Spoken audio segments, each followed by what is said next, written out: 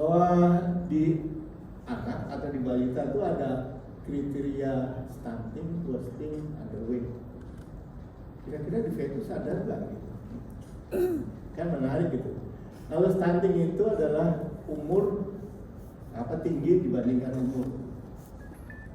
Sedangkan kalau wasting itu weight untuk head atau beratnya dibandingkan dengan tingginya. Kemudian underweight itu kalau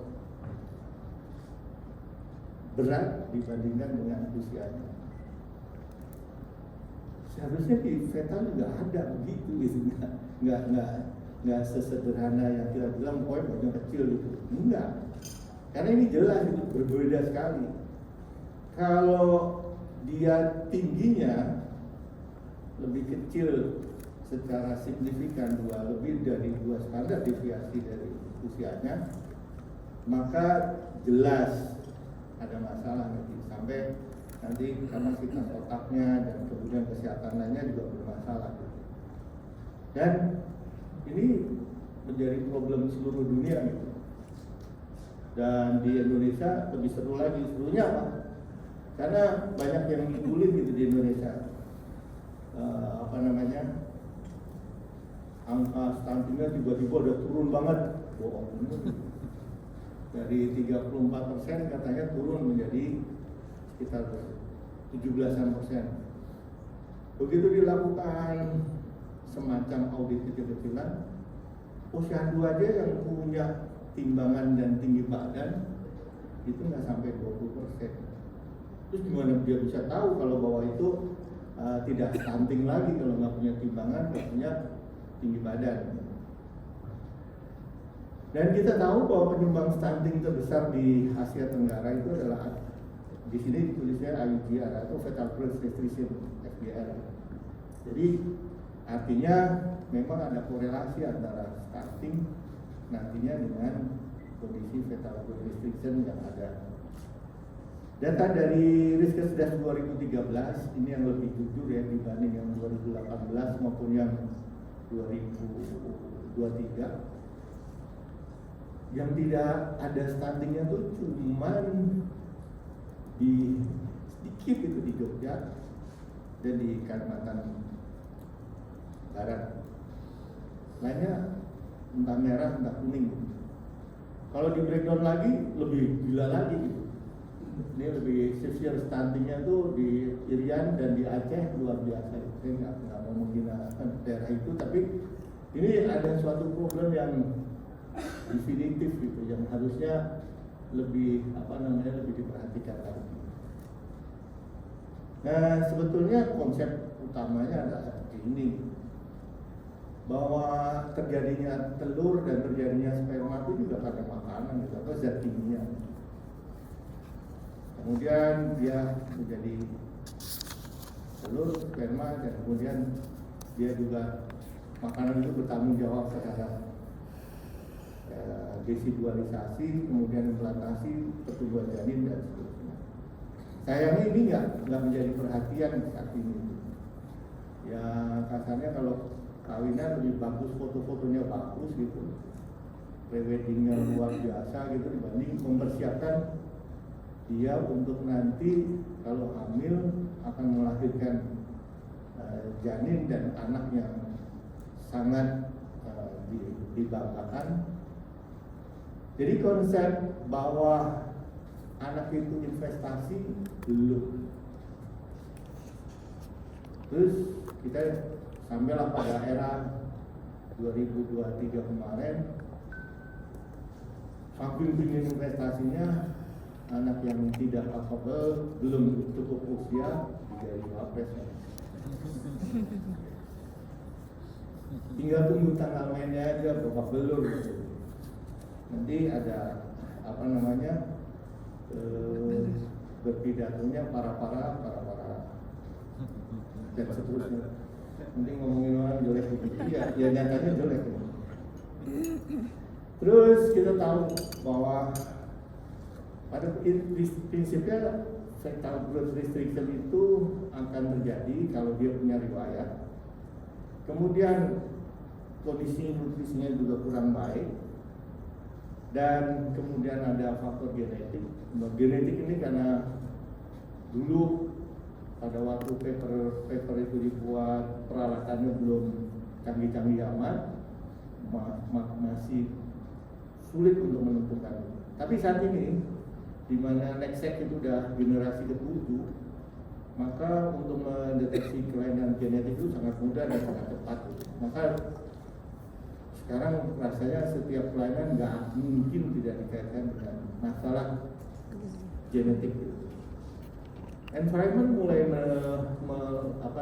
bertanggung jawab terhadap fetal growth restriction atau GOS dengan kadmiumnya, dengan volume-nya, dengan merkurinya, dengan partikel plastik dan seterusnya. Lifestyle, lah kalau tiap hari makannya cilok gimana?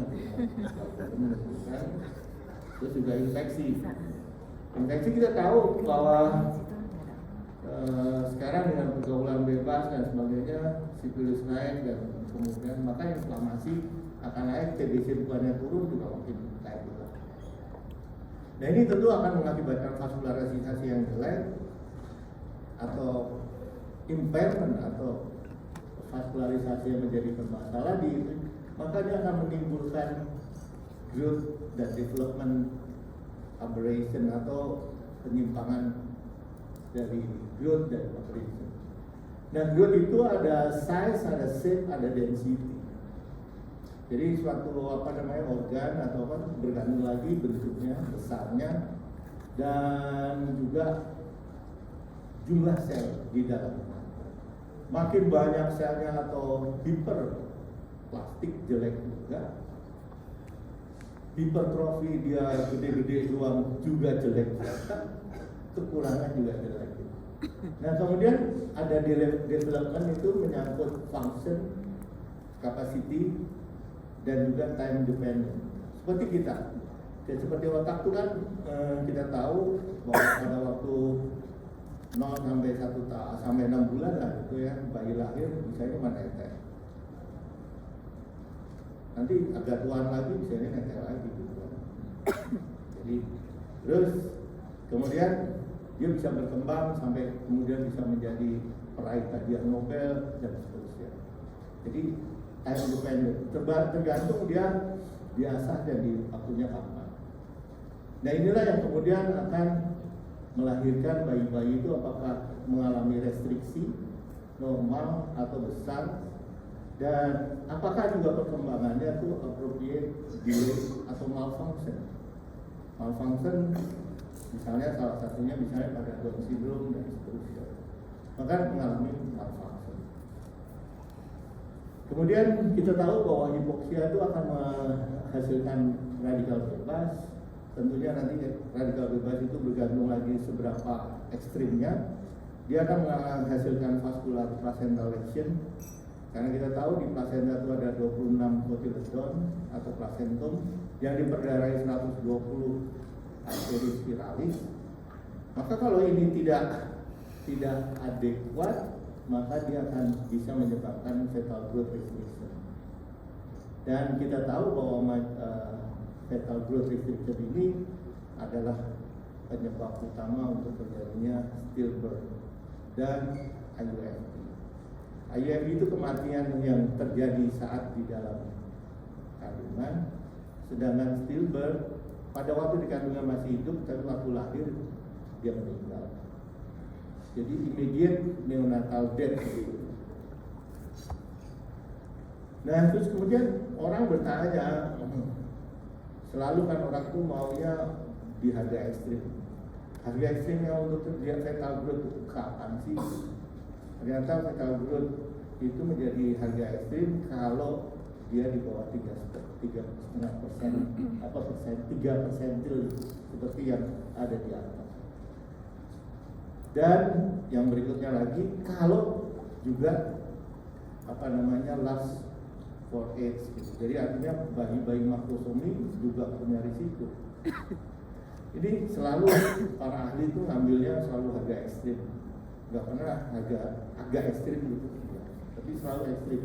Sehingga sebetulnya pada masing-masing persentil pun sebetulnya punya risiko masing-masing. kecuali gitu nanti di persentil antara 45 sampai 60 itu adalah persentil yang paling ideal. Nah, bayi-bayi yang janin yang mengalami fetal growth restriction ini ternyata nantinya di kemudian hari akan menimbulkan berbagai resiko. Salah satunya misalnya untuk akuisisi fat gitu. Dan juga untuk akuisisi muskelnya atau otot-ototnya. Dan ini bermasalah terus gitu. Dia karena jumlah selnya atau besarnya selnya itu bermasalah pada fetal growth restriction, maka dia begitu bayi dia akan mencoba untuk mengkompensasi kekurangan itu. Nah, kalau jumlah selnya yang kurang terus kemudian tidak diterapi dengan stemness atau stem cell, maka otomatis selnya tidak akan tambah. Satu-satunya untuk memperbesar itu adalah melakukan hipertrofi atau mengakumulasi sel ke dalam mengakumulasi lemak ke dalam sel. Inilah yang kemudian menyebabkan masalah. Kalau dia tidak berhasil, maka dia akan terus-terusan ekstrim kurus dan ekstrim kecil. Itulah yang kemudian pada bayi-bayi yang growth restriction itu fat mass-nya akan menjadi lebih besar atau lebih banyak, sedangkan muscle mass-nya akan lebih sedikit. Inilah yang kemudian orang-orang yang terlahir dari fetal growth restriction biasanya mempunyai gejala yang mirip dengan orang-orang yang sarkopenia. Jadi lebih lemas, lebih dan seterusnya. Dan ini bukan hanya di otot saja, tetapi juga di tulang. Tulang yang mengalami growth restriction juga bermasalah. Baik nanti kecepatannya. Itulah kalau sejawat nanti punya pasien yang lahir dengan relatif fetal growth restriction, apalagi kalau kemudian dia juga mengalami preeklamsi, jangan lupa gitu menasihati untuk anak itu paling tidak nanti kontrol ke pediatrician endocrinologist, dan kalau mata dia juga ke pediatrician dokter mata pediatrician. Kenapa? Karena penutupan epifisisnya kalau di pediatrician endokrinologis akan sangat cepat pada bayi-bayi yang terlahir dengan fetal growth restriction. Kalau dia penutupan epifisisnya cepat, ya kasihan anak itu akan pendek gitu, atau stunting. Dan tidak kalah penting lagi, kalau dia perempuan maka mensnya akan lebih cepat, lebih dini, dan nantinya akan bermasalah dengan kemungkinan infertilitas dan sebagainya. Jadi bayi-bayi fetal growth restriction itu sebetulnya mengerikan gitu, kalau yang ngerti. Tapi kalau yang enggak, ya biasa-biasa aja. Nah, nanti spektrum growth restriction itu juga besar banget. Nah, ini yang kemudian menjadi masalah. Walaupun dia growth restriction ringan, tidak tertutup kemungkinan justru karena dia hipoksik, maka yang pertama kali dari hipoksik itu kita tahu bahwa mesendriumnya akan bermasalah. Dan kalau mesendrium bermasalah, maka akan terjadi chronic non-specific duodenitis. Juga termasuk di dalamnya ileum dan jejunum. Kalau duodenum dan ileum jejunumnya masalah, kira-kira absorpsi nutrisi dari anak itu bermasalah enggak? Pasti bermasalah. Inilah yang kemudian kalau sejawat lihat di di tumbuh kembang pediatrik itu, anak-anak itu umur 2 tahun itu udah pasangin selang NGD, anaknya kurus gitu. Terus tiap jam sekali masuk entah susu entah apa ke SGD karena ada masalah di duodenum. dan jejunum. Ya buat kita yang kemudian melahirkan bayi terus kemudian tidak pernah mengevaluasi hasil kehamilan kita pikir aman-aman aja gitu. Padahal ibu bapaknya bapak belum. Tadinya saya juga kesel gitu di tutor. Saya udah ngusahain capek-capek, kemudian nggak jadi fetal growth restriction atau segala macam. Kadang-kadang yang lebih dibangga-banggain dokter anaknya. Bukan kitanya yang sudah berhasil, dokter anaknya. Apalagi kalau kayak begini nih, dari bayinya susah makan, terus kemudian tumbuhnya juga pelan banget gitu ya. Terus kemudian bisa rada catch up dikit, dokter anaknya hebat gitu. Padahal yang salah juga dari awalnya dokter OB-nya sih. Nah ini memperlihatkan bagaimana gambaran dari duodenum yang bermasalah. Yang kiri yang normal, yang kanan yang kita bisa lihat terjadinya kronik duodenum. Nah ini barangkali ini konsep yang juga belum kita pahami dengan baik, bahwa ternyata plasenta itu juga ada stunting gitu ya. Bukan cuma bayinya atau janinnya. Jadi kita harus tahu bahwa plasenta itu juga tumbuh kan, dari mulai kehamilan terjadi, kemudian dia akan mulai berfungsi sekitar 13 minggu, kemudian dia akan tumbuh sampai optimal dan kemudian berhenti tumbuh di 28-29 minggu. Nah, tumbuh dan besarnya itu juga akan menentukan kemampuan si plasenta itu untuk mensupport janinnya. Dan itu ternyata kalau ada masalah ya si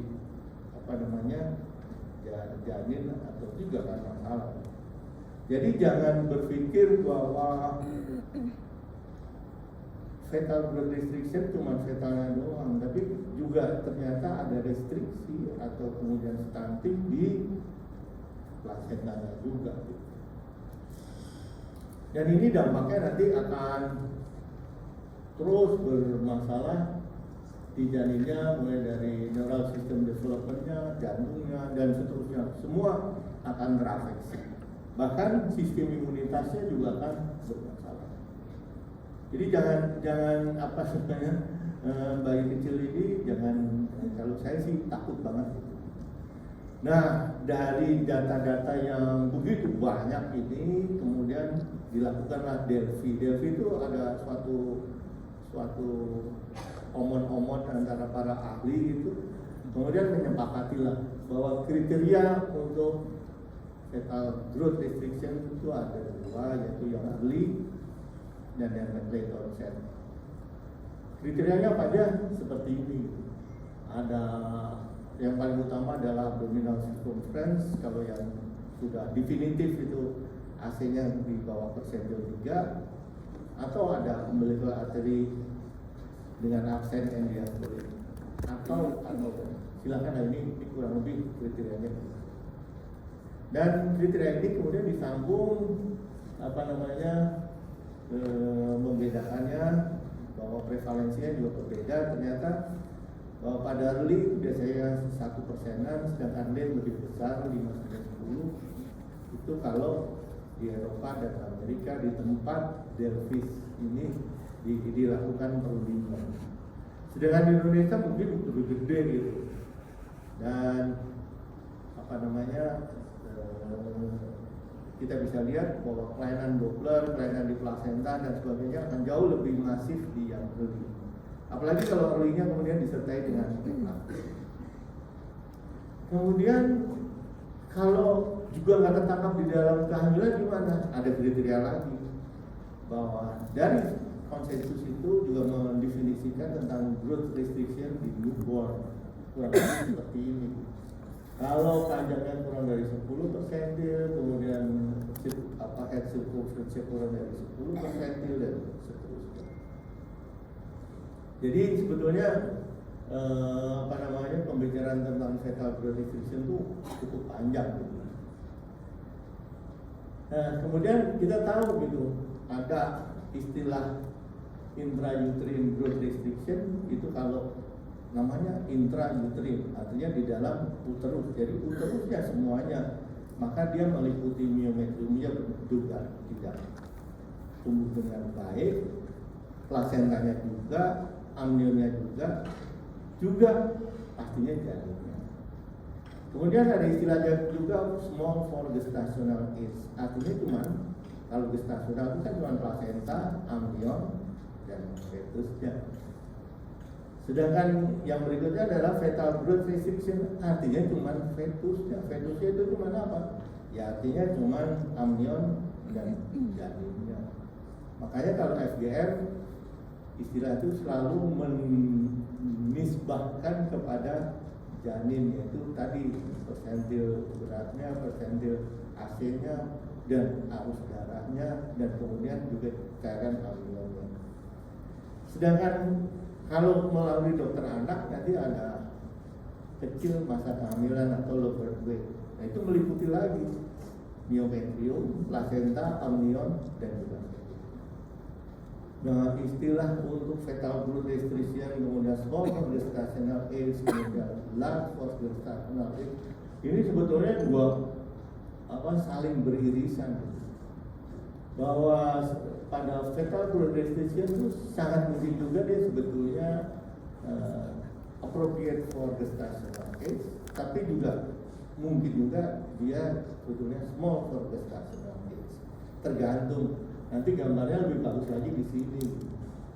Pada fetal growth restriction itu jangan dipikir hanya terjadi ekstrim di bayi yang kecil, tapi pada bayi yang kelihatannya beratnya normal, ukurannya normal, kalau dia growth trajectory atau velocity atau kecepatan tumbuhnya tiba-tiba juga menurun, walaupun dia pada persentil yang normal, sebetulnya dia juga mengalami restriksi.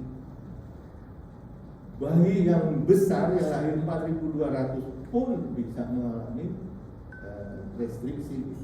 Apalagi nanti kalau bayi-bayi itu kecil. Nah inilah yang kemudian menjadikan bahwa pemahaman tentang fetal growth restriction itu begitu rumitnya gitu, nggak semudah. Nanti dokter Arya akan lebih membuat rumit lagi. Nah pertanyaannya adalah ini nih, kan ISWAP sudah menetapkan 20+2 pada kehamilan mid trimester, trimester 2 pertengahan atau sekitar 20 minggu, kita wajib memeriksa 20 kriteria USG ini. Nah yang kecil itu yang mana gitu? Head circumference-nya, dari head circumference yang mana gitu, cerebellumnya atau corpus callosumnya atau thalamusnya atau gitu. Terus kemudian kriteria untuk menjadi kecil itu gimana gitu, berapa persentase gitu. Nah ini juga masih berdebat juga karuan gitu. Kalau dengerin Figueras, terus kemudian nanti grupnya Nicolaides, terus grupnya Romero, pusing aja gitu, semuanya nggak kelar-kelar gitu. Karena tadi kita mau apa sih gitu. Karena kembali lagi tadi bahwa untuk menyatakan fetal restriksi itu pada janin itu bisa macam-macam, nanti kita akan bahas lebih lanjut gitu ya. Nah kembali lagi seperti ini gitu, kita bisa di fetal growth restriction itu bisa head circumference dan terus kemudian pada persentil berapa tuh, ada 3 sampai 99, sebenarnya mau di sebelah mana gitu. Baik yang tidak pernah kita periksa barangkali adalah liver dan kidney. Nah sebetulnya fetal growth restriction itu bisa diketahui dari awal gitu. Terutama awal ini buat saya penting banget, dan saya terima kasih dipercaya teman-teman untuk ikut-ikutan gitu ya, untuk melakukan screening.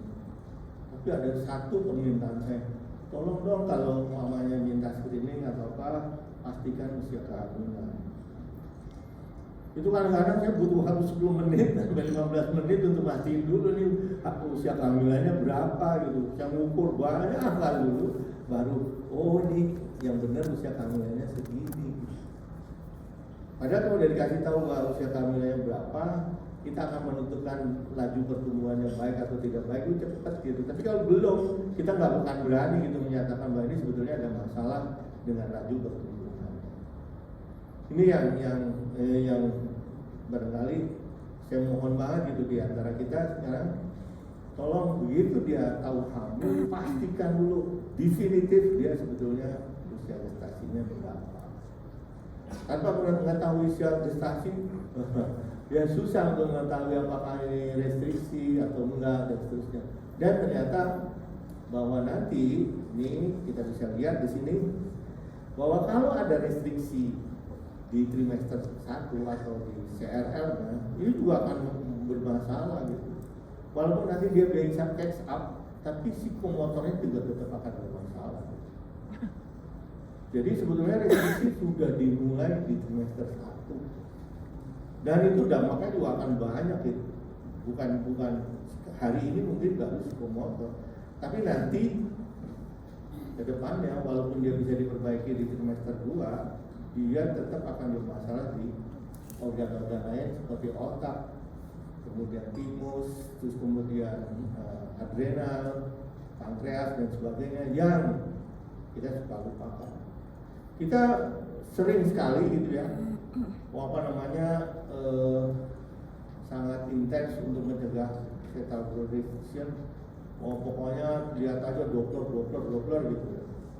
Tapi takutnya jangan mati. Itu bagus, tapi jangan lupa begitu kita melupakan kebugaran si janin itu, maka kita akan melupakan satu organ yang sebetulnya sangat harus dipertanggungjawabkan oleh Tuhan, yaitu gonad.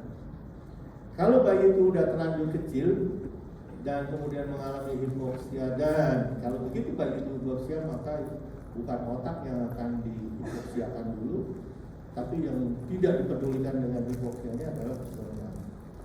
Begitu otaknya sudah bermasalah dengan oksigenisasinya, pasti gonadnya jauh lebih bermasalah lagi. Dan akibatnya nantinya akan bermasalah baik itu dengan fungsi reproduksi, yaitu misalnya mens dan sebagainya di perempuan, ataupun di laki-laki yang ereksi dan sebagainya, atau di testisnya yang tidak ada sperma. Saya pikir saya ada beberapa pasien yang susah hamil, tapi itu lakinya maco kan, dokter gitu. Ini dia bilang, dok, payah nih suami saya, nggak sampai 2 detik udah lemes. Kan itu juga bermasalah gitu maksudnya.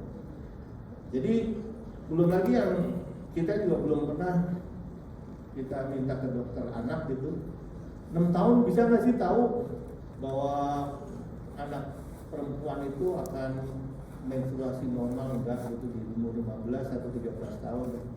Apakah nyangka mau diperiksa? Nggak ada, kita nggak ada prediksi. Di umur 6 tahun mungkin nggak kita memprediksi misalnya pembentukan spermanya juga normal, spermatogonianya cukup nggak dan seterusnya. Dan tenang aja, kalau udah ya udah. Jadi yang berikut bahwa ternyata kalau dia dilahirkan sampai 7 hari untuk di CRL ini, maka punya risiko untuk kelainan karyotype. Jadi sebenarnya kita mau selektif untuk memeriksa NIPT dan sebagainya, kalau kita jeli di kehamilan antara 6 sampai 10 minggu itu banyak yang bisa dikerjakan. Makanya saya kagum juga dengan Nicolaides yang mengatakan piramida terbalik. Kalau kita mengerjakan itu dengan sungguh-sungguh, banyak benar yang bisa kita prediksi dari kehamilan 6 sampai 10 minggu. Ini mengenai laju pertumbuhan, bagaimana laju pertumbuhan itu, dan karena waktunya udah habis juga. Ini yang paling penting itu. Sejawat perhatikan. Kalau di kehamilan 12 sampai 14 minggu tidak ada lonjakan itu apa namanya di ini yang di awal ini, maka sejauh ini di sini ini ada lonjakan ini karena di sini si janin itu akan mendapat nutrisi bareng antara histiotrofik dengan hemokorialis. Itu dapat dua, tapi di sini juga nanti kenapa di sini akan menukik, di sini juga menukik gitu ya, dari mulai biparietal dan menukik, karena saat ini adalah mampu nggak si janin itu mengkompensasi adanya radikal bebas yang terjadi akibat apa namanya extraphilus trophoblast plaque itu rilis gitu. Kan kita tahu bahwa arteria spiralis itu akan ditutup oleh extraphilus trophoblast dan pada 12-13 minggu dia akan terbuka. Yang tadinya oksigenisasinya cuma 2,4%, tiba-tiba akan naik jadi 6-8%. Maka kenaikan 4 kali lipat itu dampaknya akan luar biasa. Nah inilah yang kemudian akan berdampak di sini akan turun. Kalau bayi itu mampu mengatasi ini menjadi landai, jadi turunnya nggak seputik ini, maka dia akan aman. Artinya di sini kita lihat bahwa dia baru akan terkompensasi itu di sekitar 20-an minggu. Nah kalau sejawat melihat bahwa bayi itu setelah naik di sini terus kemudian tetap AC-nya 1 minggu lebih besar, AC-nya juga 1 minggu lebih besar, maka kemungkinan dia aman. Atau paling nggak malah bisa jadi large for gestational age. Tapi kalau diambil di 12 minggu, 14 minggu itu dia sudah selisih 1 minggu, kemudian di 20 minggu dia masih selisih 1 minggu atau tambah lebih apa namanya lebih kecil, siap-siap untuk di 24-26 minggu dia sudah menjadi fetal growth restriction. Jadi sebetulnya kalau kita benar-benar mengamati banyak yang bisa kita evaluasi. Dan kita bisa lihat di sini berapa perut itu bisa AC itu dijadikan modalitas. Dan jangan lupa kita juga selalu membandingkan antara HC dan AC, kemudian FL dan AC, dan ini masing-masing ada maknanya gitu. Dan juga misalnya antara cerebellum dengan AC itu lebih apa namanya lebih flat gitu ya. Tapi itu ada maknanya, nanti akan apa namanya kita bahas di selanjutnya karena waktu juga. Jadi pesan saya adalah tolong dong kalau hamil pertama pastikan usia gestasi dan diplot.